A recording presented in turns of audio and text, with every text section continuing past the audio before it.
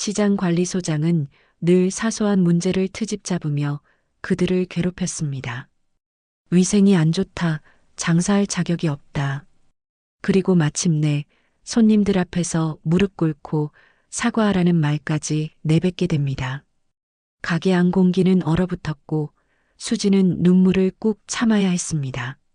여러분, 오늘은 평범한 국밥집에서 벌어진 믿기 힘든 이야기 하나 들려드리겠습니다. 그저 조용히 장사만 하던 한 아버지와 딸, 그런데 그들을 향한 모욕이 시장 전체를 뒤흔들게 되죠. 끝까지 들어보시면 속이 뻥 뚫리는 통쾌함과 함께 가족의 힘이 무엇인지 다시 생각하게 되실 겁니다. 세상 기막힌 사연 이제 시작합니다. 구독과 좋아요는 영상 제작에 큰 힘이 됩니다. 서울 외곽에 자리한 오래된 재래시장은 여전히 사람 냄새가 짙게 배어 있는 공간이었다. 대형마트가 들어서고 온라인 쇼핑이 일상이 된 시대에도 이곳 시장만큼은 여전히 발길이 이어졌다. 매일 아침 가락시장 트럭에서 싱싱한 채소가 쏟아지고 두부를 파는 노부부의 장난스러운 호객 소리가 울려 퍼졌다. 좁은 골목길을 따라 늘어선 포장마차와 분식집들 사이에는 언제나 사람들의 웃음소리와 냄비 뚜껑 덜그럭거리는 소리가 가득했다. 그 시장 한쪽 구석에 도영 국밥집이라는 작은 가게가 있었다. 간판은 오래되어 페인트가 벗겨졌지만 안으로 들어서면 언제나 뜨끈한 국물이 김을 올리고 있었고 손님들은 여기만 한 데가 없다며 숟가락을 놓지 않았다. 가게를 운영하는 이는 이른을 바라보는 한도영이었다. 도영은 젊은 시절 공사판을 전전하다가 아내와 함께 시장에 작은 국밥집을 열었다. 처음엔 가게를 유지하는 것만도 벅찼지만 성실함과 정직한 맛으로 손님들의 입소문이 퍼져 어느덧 시장의 명물 가게가 되었다. 하지만 몇 해 전 아내가 세상을 떠난 뒤부터 도영은 홀로 가게를 지켜야 했다. 나이가 들어 몸은 예전 같지 않았지만 이곳이 곧 내 삶이라는 생각으로 하루하루 불을 지폈다. 그의 곁에는 이제 막 30이 된 딸 한수진이 있었다. 원래 사무직에서 일했지만 회사 구조조정에 휘말려 직장을 잃은 후 아버지의 가게를 돕게 된 것이다. 처음에는 잠시 거들겠다는 생각이었으나 시간이 갈수록 시장의 정과 손님들의 따뜻함에 이끌려 본격적으로 가게를 함께 운영하게 되었다. 아버지, 오늘은 콩나물 좀 더 삶아야겠어요. 점심 손님 많을 것 같아요. 그래, 내가 알아서 해라. 난 고기 국물부터 끓여놓을 테니. 두 사람의 일상은 소박했지만 충만했다. 그러나 문제는 다른 데서 시작됐다. 시장 건물은 개인 소유가 아닌 관리조합의 소유였다. 그리고 그 조합을 실질적으로 좌지우지하는 사람이 바로 이상구 소장이었다. 그는 시장관리소장이라는 직함을 내세워 상인들에게 각종 규정을 빌미로 압력을 가하곤 했다. 불법 간판 단속 나왔습니다. 위생검사 기준 미달입니다. 개선하지 않으면 벌금 부과합니다. 상구는 언제나 딱지를 붙이듯 말하며 상인들을 쩔쩔매게 만들었다. 물론 그가 내세우는 규정은 대부분 애매하거나 과장된 경우가 많았다. 하지만 나이든 상인들은 관청과 얽히는 게 두려워 울며 겨자 먹기로 그의 요구를 받아들이곤 했다. 도영도 예외는 아니었다. 몇 달 전 상구는 주방 환풍기가 노후됐다며 무리한 교체를 요구했다. 사실 환풍기는 아직 멀쩡했지만 그는 특정 업체와 결탁해 비싼 제품을 강매하려 했던 것이다. 도영은 억울했지만 손님들에게 피해가 갈까봐 결국 큰 돈을 들여 교체할 수밖에 없었다. 아버지, 왜 그냥 넘어가요? 그건 명백히 말도 안 되는 거잖아요. 수진아, 괜히 부딪히면 장사하기 더 힘들어져. 그냥 참고 넘어가자. 딸은 답답했지만 아버지의 굳은 표정에 더는 말하지 못했다. 어느 날 점심 무렵 가게 안은 평소처럼 손님들로 붐볐다.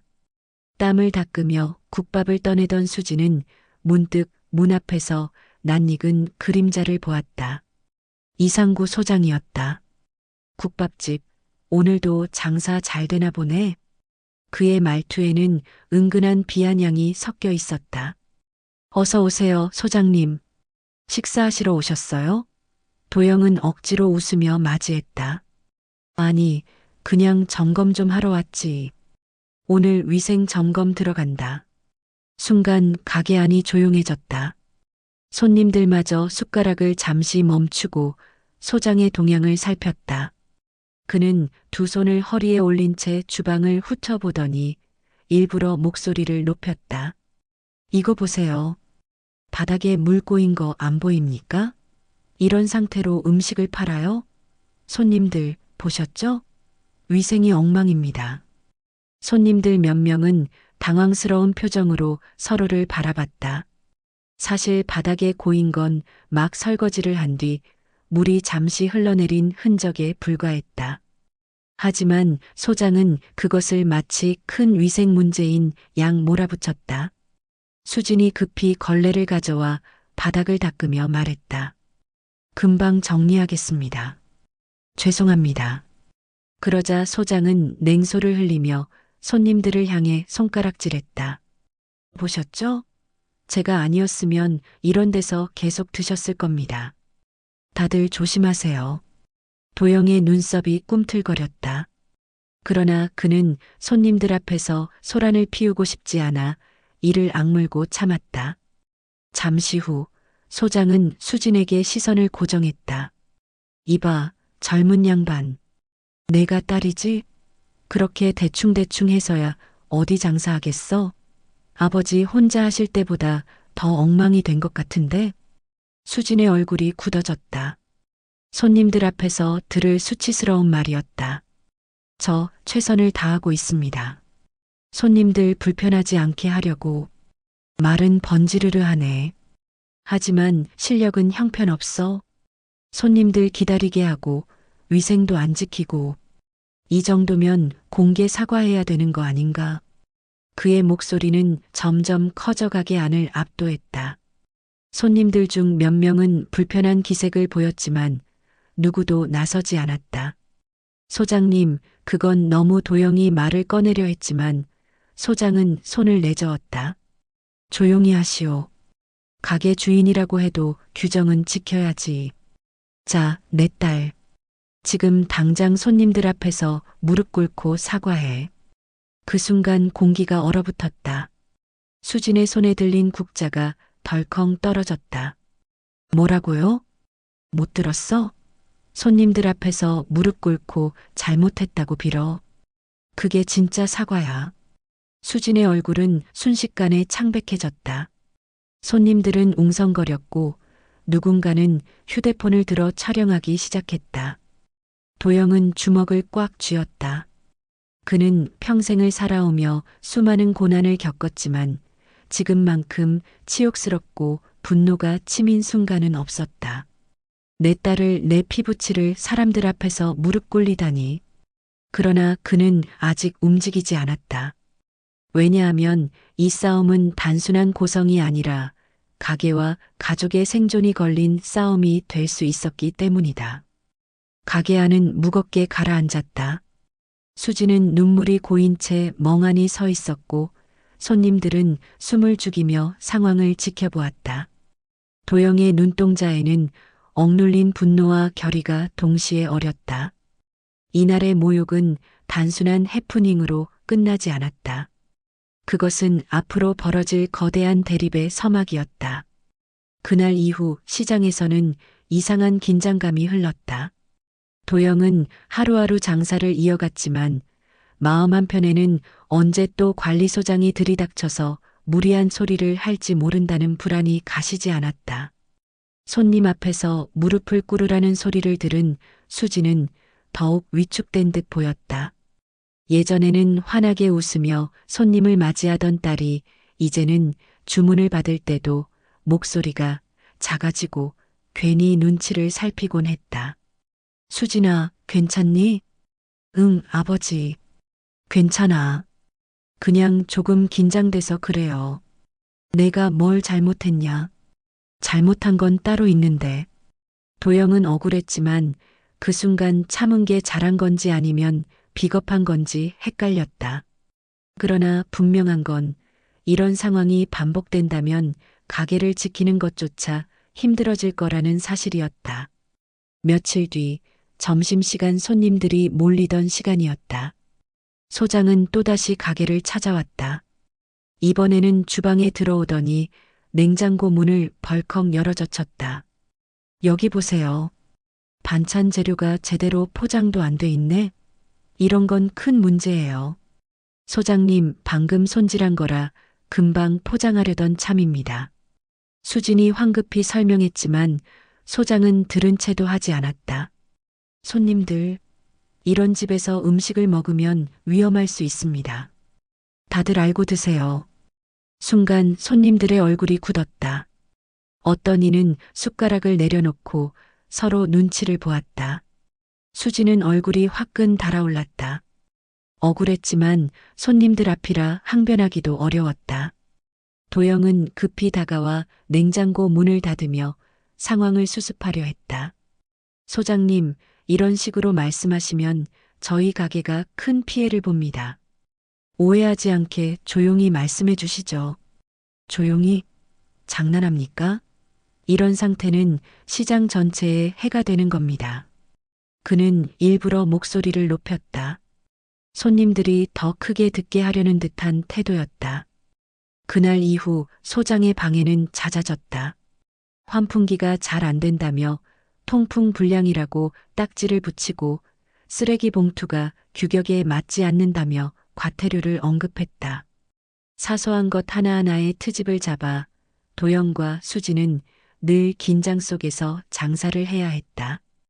밤이 되어 손님이 끊기고 가게 문을 닫으면 도영은 의자에 주저앉아 깊은 한숨을 내쉬었다. 아버지, 우리 이러다 가게 못 지키는 거 아니에요?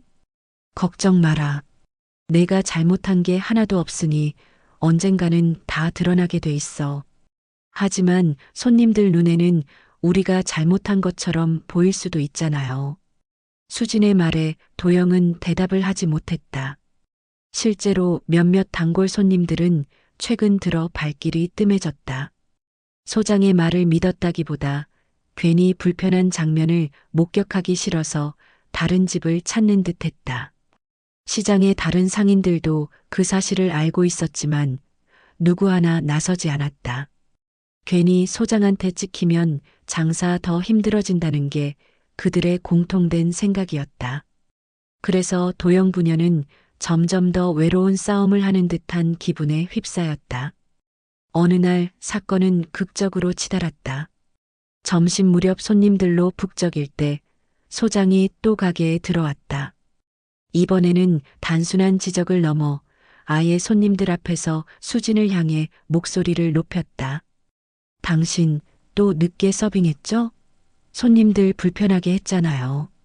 이 정도면 장사할 자격이 없는 거 아닙니까? 저 최대한 빨리 드리려고 했습니다. 죄송합니다. 죄송하다면 다예요? 지난번에도 죄송하다더니 또 반복이잖아요. 이쯤 되면 제대로 사과해야 하는 거 아닌가요? 수지는 얼굴이 하얗게 질렸다. 손님들의 시선이 한꺼번에 쏟아졌다. 어떤 손님은 황급히 고개를 돌렸고 어떤 이는 민망하다는 듯 휴대폰을 만지작거렸다. 그 순간 소장은 차가운 눈빛으로 마지막 말을 던졌다. 자, 여기 손님들 다 보는 앞에서 무릎 꿇고 사과하세요. 그래야 다시는 이런 일이 없을 거 아닙니까? 가게 안 공기가 얼어붙었다. 수지는 말문이 막힌 채 손에 쥔 그릇을 떨어뜨릴 뻔했다. 눈물이 차오르려 했지만 억지로 참았다. 손님 중 누군가는 저건 너무한 거 아니야? 하고 중얼거렸지만 누구도 직접 나서지는 않았다. 그 모습을 지켜보던 도영의 손은 떨리고 있었다. 그의 눈동자에는 분노와 슬픔이 동시에 비쳤다. 그는 오래전 시장에서 억울한 일을 당한 기억, 젊은 날 권력자에게 짓눌렸던 순간들이 떠올랐다. 그러나 이번에는 다르다는 것을 직감했다. 이건 단순히 가게 하나의 문제가 아니라 그의 딸의 존엄이 걸린 일이었다. 이 사람아, 지금이 어느 시대인데 사람을 무릎 꿇리라고 해. 도영은 마침내 자리에서 벌떡 일어나 소장을 향해 소리쳤다. 순간 가게 안이 술렁였다. 손님들의 시선이 모두 그에게 쏠렸다. 수지는 놀란 표정으로 아버지를 바라봤다. 아버지가 평생 참고 억눌러왔던 분노가 드디어 터져나온 것이다. 이날의 외침은 단순한 반박이 아니었다. 그것은 앞으로 벌어질 거대한 변화의 서막이었고, 도영이 더는 물러서지 않겠다는 선포였다. 도영의 목소리가 울려 퍼진 순간 국밥집 안의 공기는 무겁게 얼어붙었다. 평소에는 낮게 깔린 목소리로만 말하던 노인이 단호하게 소리를 치자 손님들조차 놀란 기색을 감추지 못했다. 수지는 국자를 쥔 손이 덜덜 떨렸고 눈가에는 이미 눈물이 맺혀 있었다. 이상구 소장은 잠시 멈칫하더니 곧 비웃음을 터뜨렸다. 허허, 이게 뭡니까? 이제 노인네까지 나서서 큰 소리를 치네. 손님들 앞에서 체면 차리려는 건 알겠지만 규정은 규정이에요. 실수했으면 책임을 져야지. 그는 일부러 더 큰 소리로 말하며 주변 손님들의 시선을 다시 수진에게 몰아붙였다. 아버지, 그만하세요. 수진이 작게 말했지만 도영의 눈빛은 흔들리지 않았다. 무릎을 꿇으라 했지? 그럼 오늘은 내가 무릎을 꿇게 할 차례일 거다. 뭐라고요? 너 같은 사람이 상가 소장이라는 게 참 어처구니 없구나. 사람 위에 서려면 최소한의 양심과 도리가 있어야 하지 않겠냐. 순간 소장은 얼굴이 붉어졌다. 그는 권위로 밀어붙이는데 익숙했지 정면으로 반박을 듣는 건 드물었기 때문이다. 노인네, 괜히 큰 소리 치다 더 곤란해질 수도 있어요. 요즘 세상이 어떤 세상인데 백도 없는 분이 감히 어디서. 그는 혀를 차며 비아냥거렸다. 도영은 천천히 앞치마를 풀어내고 벗었다. 국밥집을 지키느라 늘 묶어두었던 끈이 풀리자 그의 손은 자유로워졌다. 그리고는 낡은 지갑을 꺼내 들었다. 세월의 흔적이 가득한 갈색 지갑, 그 안에는 오래된 증서와 서류가 차곡차곡 들어 있었다. 내가 말한 백, 지금 보여줄까?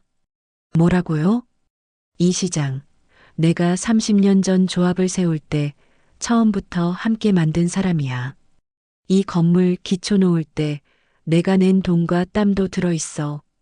내가 오늘 서 있는 이 바닥, 내 손바닥에 굳은 살로 다져진 거다. 사람들의 눈이 커졌다.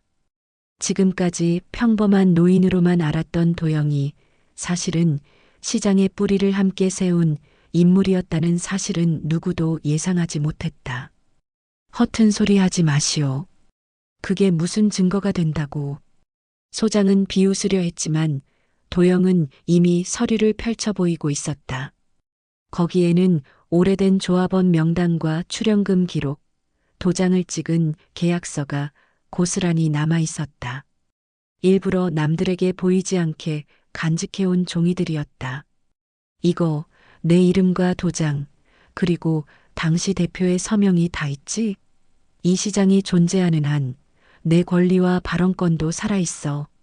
주변에서 웅성거림이 일었다. 몇몇 나이 든 상인들은 그 이름을 기억하고 있었다. 저분이 한도영 씨야? 그럼 맞아. 예전에 조합 설립할 때 큰 돈 내셨다고 들었는데. 그래, 내가 젊었을 땐 사업도 했었지. 하지만 가족이 먼저라 가게로 내려왔을 뿐이다. 그렇다고 내 힘까지 사라진 건 아니야. 소장의 얼굴이 점점 굳어갔다. 그는 처음으로 당혹스러움을 감추지 못했다. 지금까지는 단순히 나이든 노인이라 무시해도 된다고 생각했지만 상황은 완전히 달라지고 있었다. 손님들 사이에서도 반응이 달라졌다. 방금 전까지만 해도 불편한 구경꾼이던 그들은 이제 한쪽으로 기울어지는 분위기를 감지했다. 몇몇 손님은 고개를 끄덕이며 이건 좀 심했다. 저 어르신 말이 맞다는 말을 속삭였다. 도영은 이어서 조용히 그러나 힘있게 말했다. 내 딸은 잘못한 게 없다. 너의 갑질과 폭력적 언행이 문제지. 시장을 지키겠다는 소임을 가진 사람이 오히려 시장을 망치고 있어. 오늘은 내가 끝까지 따질 거다. 그 순간 수지는 아버지를 바라보며 눈물이 터졌다. 억눌린 채 견뎌왔던 시간이 한순간에 무너져 내리는 듯했다. 아버지가 자기 편에 서서 모두 앞에서 당당히 맞서는 모습은 그녀에게 가장 큰 위로이자 용기였다. 소장은 다시 목소리를 높였다. 증서 몇 장 있다고 지금 내 권위를 무너뜨릴 수 있다고 생각하나? 시대가 달라졌어. 지금은 내가 조합을 대표하고 있어. 대표? 대표라면 시장을 지켜야지. 사람을 짓밟아선 안 돼. 넌 권위에 취해 사람을 무릎 꿇게 만들었어. 하지만 이제는 내가 무릎을 꿇을 차례다. 주변이 술렁거렸다. 손님들 중 몇몇은 박수를 치며 호응하기 시작했다. 이 작은 국밥집은 순식간에 한편의 무대가 되었고 도영의 말 한마디 한마디가 모두에게 울림을 주고 있었다.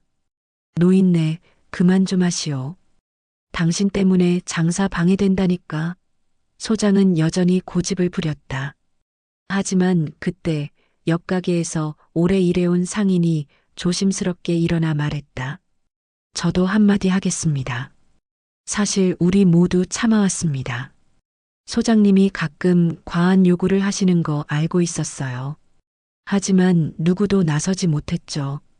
그런데 오늘 보니 진짜 문제가 뭔지 알겠습니다. 저 어르신 말씀 맞습니다. 그 말이 신호탄이었다. 다른 상인들도 차례로 목소리를 내기 시작했다. 그래요. 우리도 당했어요. 불필요한 술이 강요당하고 괜히 과태료 이야기 듣고 이제 더는 못 참겠습니다. 맞아, 맞아.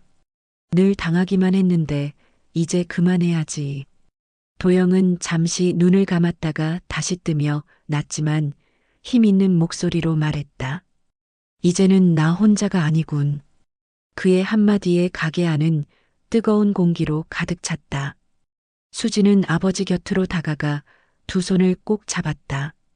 아버지의 손은 거칠고 굳은 살로 가득했지만 그 안에서 느껴지는 온기는 무엇보다 든든했다.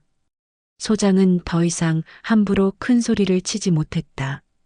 그의 눈빛은 흔들렸고 땀방울이 이마를 타고 흘렀다. 시장에서 절대 권력자라 자부했던 자리가 단숨에 흔들리기 시작한 것이다. 이날 시장의 중심은 바뀌고 있었다. 단순한 국밥집 사건이 아니었다. 오랫동안 쌓여온 억압과 불만이 터져나온 순간이었고 한 노인의 용기가 모든 이들의 침묵을 깨뜨린 것이었다. 그리고 도영은 알고 있었다. 오늘의 외침은 시작에 불과하다는 것을. 진짜 싸움은 이제부터였다. 국밥집 안을 가득 메운 긴장감은 어느 순간 희미해지고 그 자리를 뜨겁고 묵직한 연대의 기운이 대신했다. 손님들은 도영의 말에 박수를 치며 호응했고 시장 상인들은 차례차례 고개를 끄덕이며 소장에게 불만을 토로했다. 그동안 누구도 입 밖으로 꺼내지 못했던 이야기가 한꺼번에 터져나온 것이다. 소장님, 저희도 이제 더는 못 참습니다. 맞습니다. 늘 위협당하고 억울하게 돈을 냈습니다. 사람답게 장사하고 싶습니다. 상인들의 목소리가 이어지자 소장의 얼굴은 점점 더 굳어졌다. 지금까지 그가 쥐고 흔들던 권위가 모래성처럼 무너져 내리고 있었다. 도영은 딸의 손을 꼭 잡은 채 자리에서 천천히 일어나 마지막 말을 던졌다. 오늘은 내 딸을 지키려 한 일이었지만 사실은 이 시장 전체의 문제다. 우리가 서로 침묵했기에 이런 일이 계속돼 온 거야. 이제부터라도 달라져야 한다. 그 말에 가게 안은 조용해졌다. 모두가 그 문장에 담긴 무게를 느끼고 있었기 때문이다. 그날 이후 소장은 시장 내에서 사실상 힘을 잃었다. 상인들은 하나둘 모여 조합 회의를 요구했고 관리소의 부당한 운영을 조사하겠다는 목소리가 커졌다. 결국 구청에서도 민원을 접수해 현장 조사를 나왔다. 조사 결과는 충격적이었다. 장부에는 상인들에게서 걷어간 각종 비용이 불분명하게 기록돼 있었고 특정 업체와의 수상한 거래 흔적도 발견됐다. 며칠 후 구청은 공식적으로 소장을 직무 정지시켰다. 시장 곳곳에는 새로운 조합을 꾸리자는 전단이 붙었고 상인들은 오랜만에 서로의 얼굴을 마주하며 활짝 웃을 수 있었다. 도영 어르신 고맙습니다. 그날 큰 소리 안 치셨다면 우리는 여전히 침묵했을 겁니다. 아닙니다. 제가 한 건 제 가족을 지킨 것뿐입니다. 나머지는 여러분이 용기를 낸 거예요. 도영은 담담히 대답했지만 그의 가슴속은 뜨겁게 달아올라 있었다. 수지는 사건 이후 달라졌다. 늘 움츠려 있던 모습 대신 눈빛에 자신감이 가득해졌다. 가게를 찾는 손님들도 사장님이 더 밝아지셨네라며 칭찬을 아끼지 않았다. 예전에는 억지 웃음을 지으며 손님을 맞았다면 이제는 진심 어린 미소로 사람들을 대할 수 있었다. 하루는 단골 손님 중 한 명이 말했다. 따님이 이렇게 열심히 하는데 시장 홍보 행사에 참여해 보시는 게 어때요? 국밥집을 시장 대표 맛집으로 소개하면 좋을 것 같아요. 그 말에 수지는 놀랐지만 곧 결심했다. 네, 도전해 보겠습니다. 그녀는 가게를 단순히 먹는 공간이 아니라 사람들의 마음이 쉬어갈 수 있는 장소로 만들고 싶었다. 메뉴에도 변화를 줬다.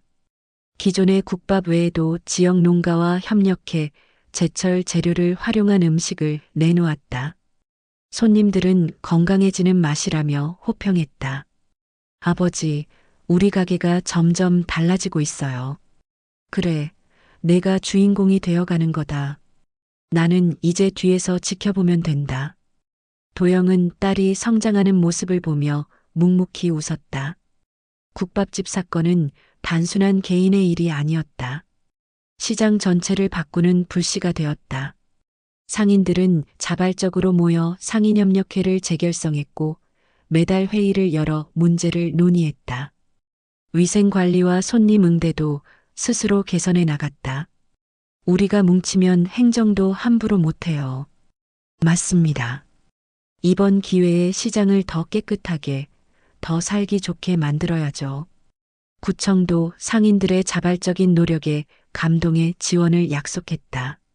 작은 시장은 점점 활기를 되찾았고 언론에도 재래시장의 기적이라는 제목으로 보도되었다. 사건이 일단락된 어느 날 저녁, 도영의 집에는 온 가족이 모였다. 수지는 손수 만든 반찬을 내놓으며 말했다. 아버지, 이번에 정말 고마웠어요. 저 혼자였다면 아마 견디지 못했을 거예요. 그게 무슨 소리냐? 가족은 서로 지켜주는 거다. 내가 힘들어할 때 내가 나선 건 당연한 일이지. 그 순간 수지는 울컥하며 아버지의 손을 꼭 잡았다. 그리고는 이렇게 말했다. 저도 언젠가 다른 사람들을 지킬 수 있는 사람이 되고 싶어요. 우리처럼 부당한 대우를 받는 이들을 돕고 싶어요. 도영은 그 말을 들으며 가슴이 뭉클해졌다. 그는 오래전 아내가 했던 말을 떠올렸다. 우리 아이가 다른 이에게 힘이 되는 사람이 되면 그게 진짜 성공이야. 몇 달 뒤 시장 협력회는 외부 강연을 열었다. 주제는 작은 용기가 만드는 큰 변화. 연단에 선 사람은 다름 아닌 도영이었다. 그는 떨리는 목소리로 그날의 이야기를 꺼냈다. 저는 특별한 사람이 아닙니다. 그저 평범한 시장 상인이자 아버지일 뿐입니다. 하지만 제 가족이 부당하게 모욕당하는 걸 보고도 가만히 있을 수는 없었습니다. 그 순간 평범한 사람도 세상을 바꿀 수 있다는 걸 깨달았습니다. 강연이 끝나자 청중들은 기립박수를 보냈다. 사람들은 도영의 이야기를 들으며 스스로도 용기를 낼 수 있다는 희망을 얻었다. 국밥집은 여전히 따뜻한 국물 냄새로 가득했고 시장은 예전보다 훨씬 활기찼다. 사람들은 이제 이곳을 단순한 장터가 아니라 함께 지키고 키워가는 공동체라 불렀다. 도영은 매일 아침 가게 문을 열며 하늘을 바라보곤 했다. 세월은 여전히 흘러 그의 몸을 무겁게 만들었지만 마음만큼은 한없이 가벼웠다. 평범한 노인이라도 사랑하는 가족이 있으면 세상을 바꿀 수 있구나. 그의 눈가에 잔잔한 미소가 번졌다. 시청자 여러분, 어떠셨나요? 작은 국밥집에서 시작된 이 이야기는 우리 모두에게 질문을 던집니다. 과연 나는 사랑하는 가족을 위해, 정의를 위해 나설 용기가 있는가? 오늘 이야기가 마음에 드셨다면 좋아요와 구독 부탁드리고 여러분은 어떻게 생각하시는지 댓글로 남겨주세요. 다음에도 더 통쾌하고 감동적인 이야기로 찾아뵙겠습니다. 감사합니다.